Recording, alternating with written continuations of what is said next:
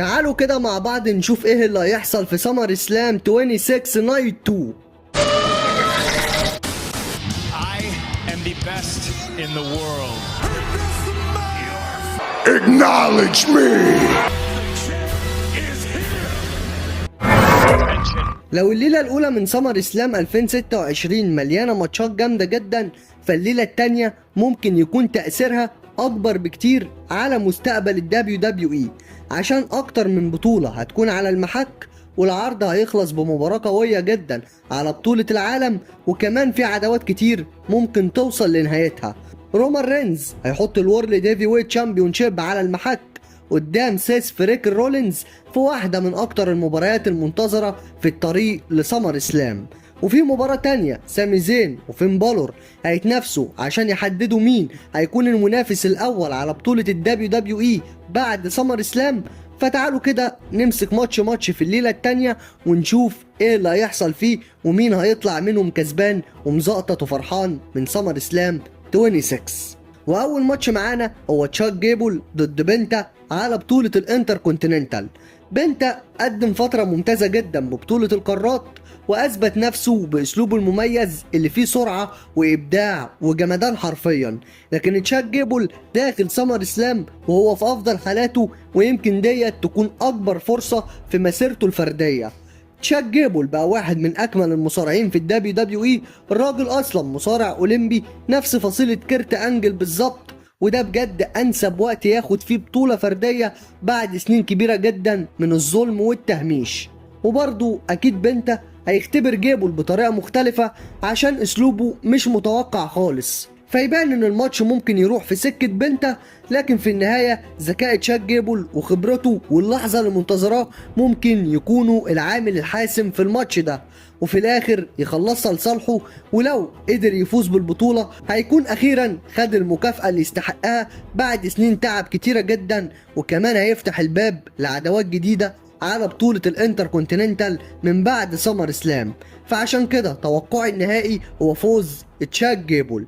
والماتش اللي بعد كده هو بارون كوربن ضد تريك ويليامز على بطولة اليو اس اي. تريك ويليامز بقى واحد من اكتر المصارعين اللي عمالين ياخدوا دفعات في الدبليو دبليو اي في الفترة الاخيرة، ومعاه بطولة اليو اس اي من ريسل مانيا، وتقدر تقول عامل فترة اسوأ من كده ما شفتش بصراحة. لكن في الناحية التانية هيقف قدامه بارون كوربن المصارع المخضرم اللي قدر يجدد نفسه اكتر من مرة طول مشواره في الدبليو دبليو اي. كوربن عارف ان الفرص اللي زي ديت مش بتتكرر كتير، وعشان كده مش هيفرط فيها بسهولة. ورغم ان تريك ويليامز اصغر منه في السن وواخد دفعات بسبب الهوبزا تريك والكلام ده كله، الا ان كوربن عنده خبرة كبيرة جدا تخليه يضايق اي واحد زي تريك ويليامز ده. عشان كوربن اكيد بخبرته هيستغل اقل غلطة من تريك ويليامز، وده هيساعده يحقق الفوز في الاخر. هو متوقع ان تريك يسيطر على بداية الماتش، لكن كوربن هيستحمل الضغط وبعدها يقلب الماتش لصالحه، وفي النهاية ينهي فترة تريك زيفت ويليامز ببطولة اليو اس اي اخيرا، ونخلص بقى من الهم ده. ولو كوربن كسب هيكون ده مثابة احياء جديد لمسيرته في الدبليو دبليو اي، وكمان هيخليه واحد من اقوى ابطال الميد كارد في سماك داون مع بداية الموسم الجديد بعد سمر اسلام، عشان هيشغل الشغل مع كارميلو هيز واللي يستحقوا ياخدوا فرصة على البطولة. فعشان كده توقعي النهائي هو فوز بارون كوربن. والماتش اللي بعد كده هيكون بين فخر العرب سامي زين والبرنس فين بالور على المنافس الاول على بطولة الدبليو دبليو اي بعد سمر اسلام. بص، هو كده ماتشات سامي زين وفين بالور نادرا ما بتخيب الظن، ولما الاتنين بياخدوا فرصتهم الكاملة على الحلبة النتيجة بتكون دايما مباراة ممتعة. عشان كده المباراة ديت مرشحة بقوة تكون من افضل مباريات الليلة التانية. فين بالور لسه واحد من افضل المصارعين على الحلبة ولعبه ممتع جدا، اما سامي زين فبيكسب دعم الجماهير دايما بسبب انه بيقعد يستموت طول الماتش لحد الاخر. وكمان اهمية المباراة ديت كبيرة جدا عشان الفايز هيبقى المنافس الاول على بطولة الدبليو دبليو اي، وده هيخلي كل محاولة تثبيت في المباراة تكون جمدان من الاخر. والمتوقع ان فين بالور يحاول يستغل اندفاع سامي ويبطئ ايقاع الماتش عشان يوقعه في الغلط. لكن سامي هيعتمد على الإصرار والعزيمة والكلام ده كله عشان يرجع في كل مرة، ولما يرجع يقوموا يخلصها بواحدة هلوفا كيك. وطبعا مع ظهور سامي زين المستمر اخر فترة في صورة القاب العالم، اكيد واضح ان الدبليو دبليو اي ناوية تخلي سامي زين قريب من مشهد الحدث الرئيسي، وبالتالي لما ياخد فرصة جديدة على بطولة الدبليو دبليو اي فالكلام ده هيكون كلام منطقي جدا جدا جدا. عشان كده توقعي النهائي هو فوز فخر العرب سامي زين، واتمنى ان شاء الله بعدها ان فين بالور هو اللي ياخد الشنطة في ماني ان ذا بانك. بعد كده هنروح للماتش اللي بعده وهيكون بين دانهاوزن ودمدم، وانا مش عايز اتكلم كتير عن الماتش ده عشان الواحد مش ناقص والله، بس هو على الورق دمدم هو المرشح للفوز، ولكن دانهاوزن هو اللي هيكسب، ومش محتاجه يعني كلام كتير، دانهاوزن هو اللي هيكسب. وتعالوا ندخل على اهم ماتش في العرض كله، الحدث الرئيسي لسمر سلام 26، الترايبال شيف رومان رينز ضد الريفولوشنري سيس فريكر رولينز على الورلد هيفي ويت شامبيونشيب. والماتش ده عنده كل المقومات عشان يبقى فصل جديد من واحدة من أعظم العداوات في تاريخ الدبليو دبليو اي. رومان رينز وسيس رولينز عارفين بعض أكتر من أي اتنين تقريبا، عشان تاريخهم مع بعض من أيام الشيلد مليان لحظات أسطورية مستحيل إنها تتنسي. ومع وجود بطولة العالم على المحك فأهمية المباراة بقت أكبر من أي وقت فات. سيس أثبت أكتر من مرة إنه يقدر يوصل برومان لآخر حاجة عنده، إبداعه في الحلبة ولياقته واستعداده يخاطر في أي لحظة بيخلوه واحد من ناس قليلة تقدر تهزم الترايبال شيف.